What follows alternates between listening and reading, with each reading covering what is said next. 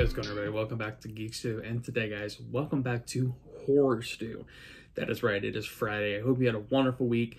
And today, guys, we're going to take us down a different path, but also a similar path. And today, I actually have multiple underrated horror films from Hulu. That's right. So this weekend, guys, or this previous weekend, about a week ago, I went on a horror movie binge on Hulu with my wife, and I saw a bunch of random stuff. So, guys, I wanted to share it with you. So today I have 3 underrated horror films, in my opinion, from Hulu, and 1 horror film that you probably just shouldn't watch because it's kind of awful. So let's get it in today, guys. Let's talk about some horror movies from Hulu.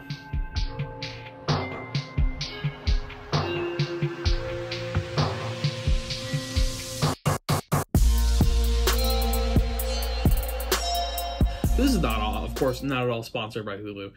If Hulu would like to sponsor me, let's do it. But we got a couple films to talk about here today, guys. Of course, as always, spoiler alert for any of these movies. I will try and keep them pretty concise, but sometimes it does require some additional explanation. So these are just some brief explanations about these films, as well as why I enjoyed them. And I'll try and keep it as vague as possible, but I sometimes slip, so forewarning, spoiler alert. First one here today, guys. Of course, if you've never watched Hulu, or if you've never been on Hulu, you may not know this, but Hulu has its own sort of horror anthology web television series where they put out essentially made-for-TV movies on Hulu. The first, not the first one, but one of the ones that I watched first, if you will, was a film called Down. Now, Down is a, pardon me, Down is a plot here. Is a episode of a series that takes place in a high-rise office building on the evening before Valentine's Day. Matt Lauria, the actor, and Jennifer, Natalie Martinez, the actress, have been separately working late. Apparently, the last people to leave. They enter the same elevator on different floors and make small talk. On the way down, the thunderstorm strikes the building, and the elevator abrupts stopping. With no cell phone signal possible, they worry they'll be stuck in the elevator again together until Tuesday morning. That being said, Down obviously is a very interesting film, and just in general. And here's why. It takes place in an elevator. There's really only 2 actors throughout the majority of the movie. There's a couple other people who kind of come in towards the end, but nothing really that crazy. That being said, Down is, if you've ever seen the movie Devil, Down kind of takes on a similar role where Devil is obviously about demons, or a demon, if you will, the devil. Down is just about normal people. So what I would say about Down, some goods and bads. Down is a very creative film that definitely caught my attention when I was scrolling through Hulu. You know, one of the drawbacks of watching something on Hulu is the ads, right? So typically when I watch something on Hulu, it's because I want to watch it, because I'm okay with pushing through the ads. That being said, I can't afford ad-free, guys, so I'm sorry, I can't.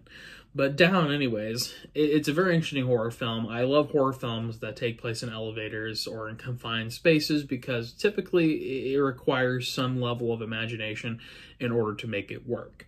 Down is no exception to that. That being said, Down also has a couple of drawbacks, I would say. There are some definite cliches, as in one of the ones that I typically don't like to see in supernatural horror films is the one where basically the antagonist is unkillable, right? And in this one, they take on a similar role to that. The antagonist is unkillable. No matter what happens to this guy, the antagonist in this film, he basically won't die. And in addition to that, the ending is, of course, as well, very cliched, very tropey.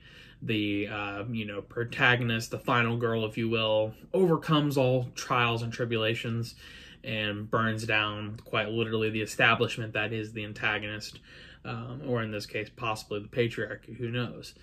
So Down definitely has a lot of good things about it, but I would definitely say that it kind of has some of those typical horror tropes that you kind of expect with horror movies, so just keep that in mind. But definitely worth a watch if you have Hulu.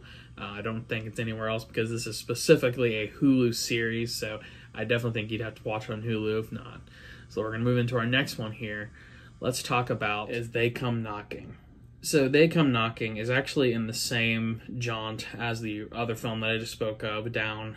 It's part of the Into the Dark web television series that Hulu is doing. Hulu is actually doing something very creative, I feel like, with this, because it's not just TV series, it's not just singular episodic episodes. These are typically hour-and-a-half long movies, full feature-length movies.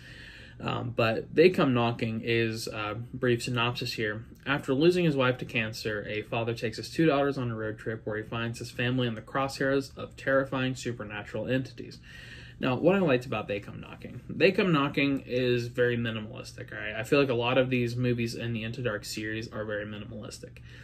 And I definitely enjoy minimalistic horror movies because typically that means that they're having to get more creative. They Come Knocking is obviously not at all different from that scenario and from that way that they operate.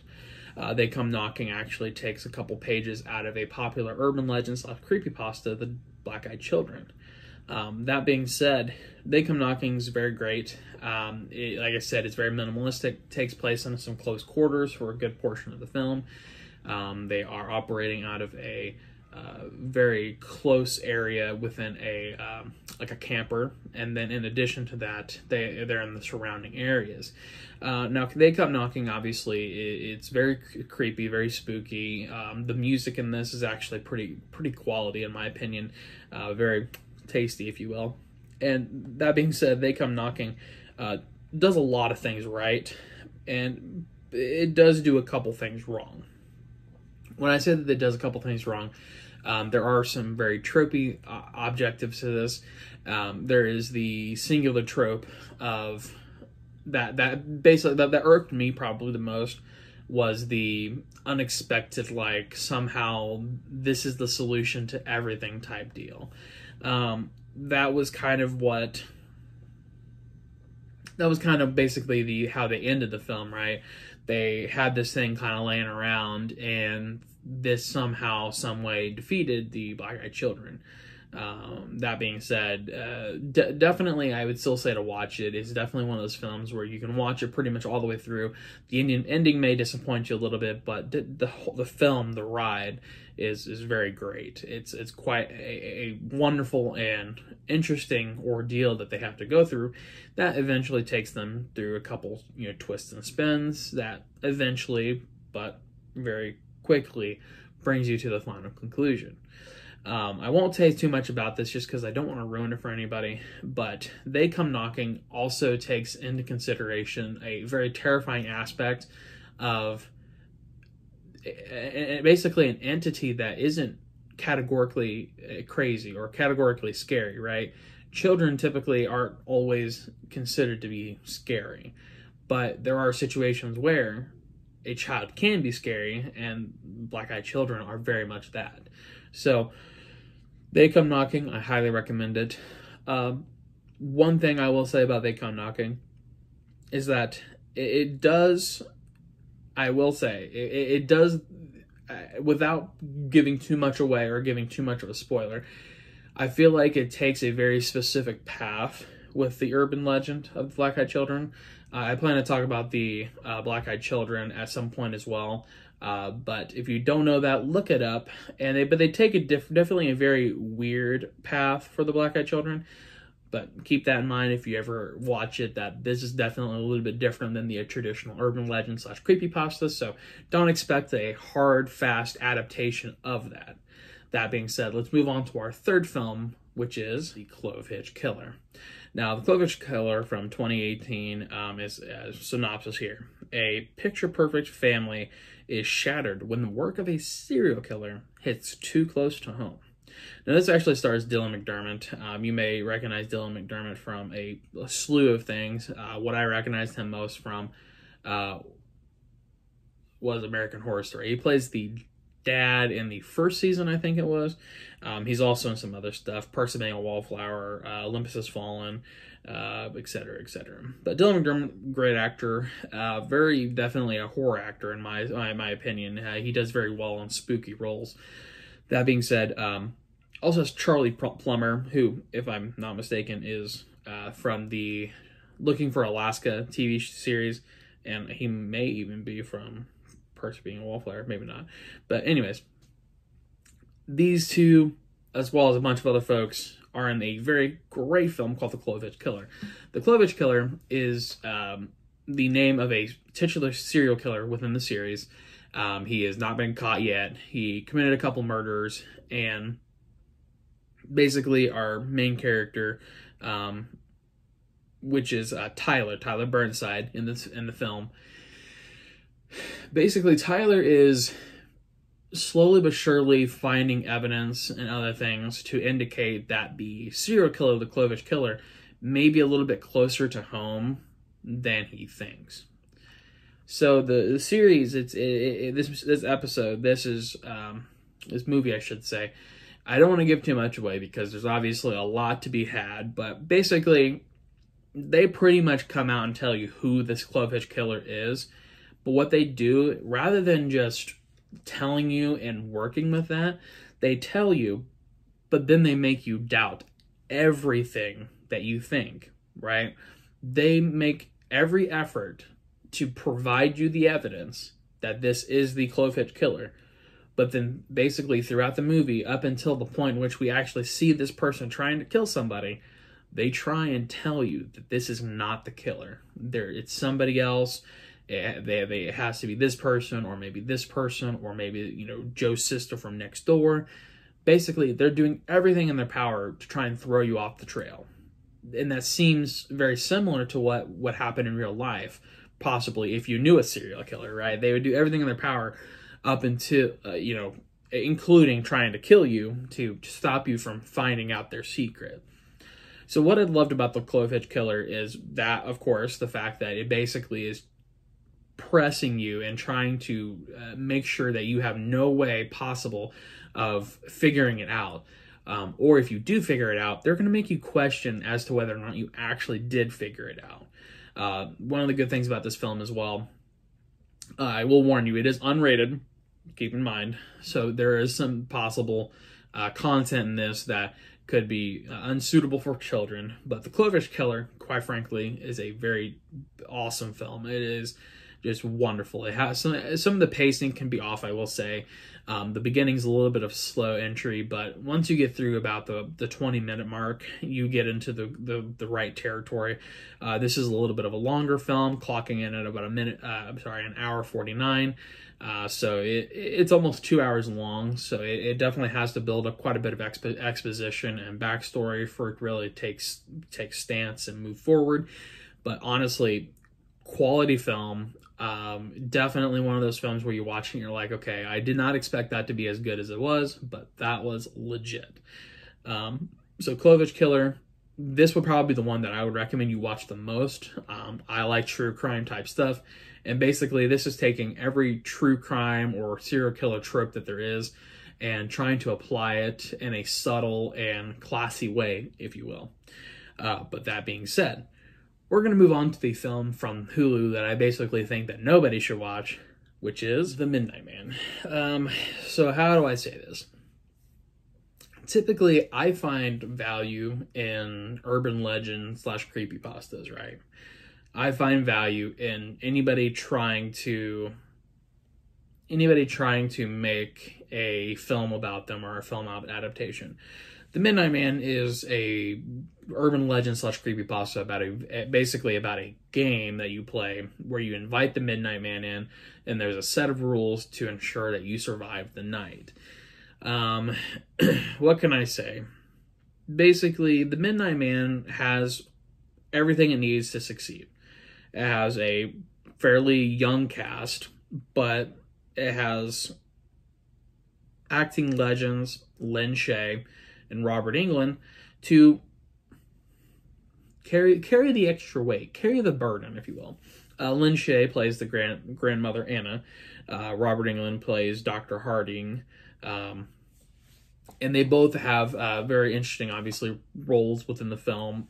And quite frankly, it has everything it needs to succeed. It has a young cast, I would say, fairly new-ish cast at the time, because this was back in, 2016. So the cast was still pretty young, I mean, regarding like how much they've acted or whatever else. So the cast itself, still pretty young, but hopeful. The acting wasn't horrible. There were some pretty iffy moments. There was one specifically where like she's looking in like a piece of like a mirror or something, and anyways, I'll let you watch that for yourself, guys, don't worry.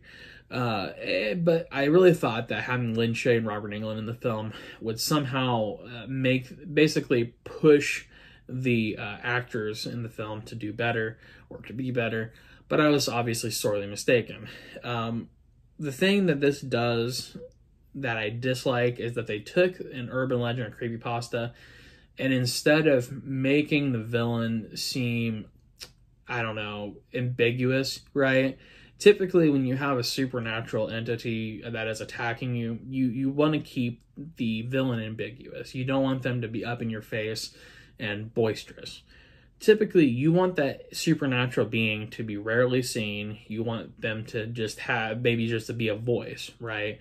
Maybe you don't even hear them, right? Typically, when you do supernatural, one of the things that aids you in making the film spooky is not seeing who is attacking you typically, or not knowing anything about them, not knowing what they look like, not knowing what they sound like, or whatever the case may be. But what this film does instead is it basically shows you the Midnight Man very forwardly and just shoves him down your throat. I mean, I have never seen a supernatural creature inside of a film talk and interact so much with the main cast. Like, it is, quite frankly, ridiculous. And don't get me wrong, there are some very interesting twists and turns. There are some interesting, ups and downs. But really,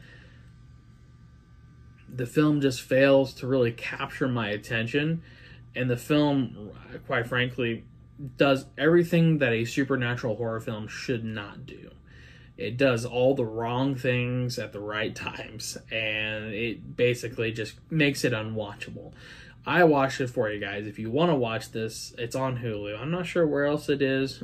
This was a 2016 film, but yeah, watch with caution, because honestly, I didn't care for it. I did not care for it whatsoever, and I would not recommend you watch it, but hell, you know how it is. If you feel like you want to watch it, you feel like this is something you want to put yourself through, go for it.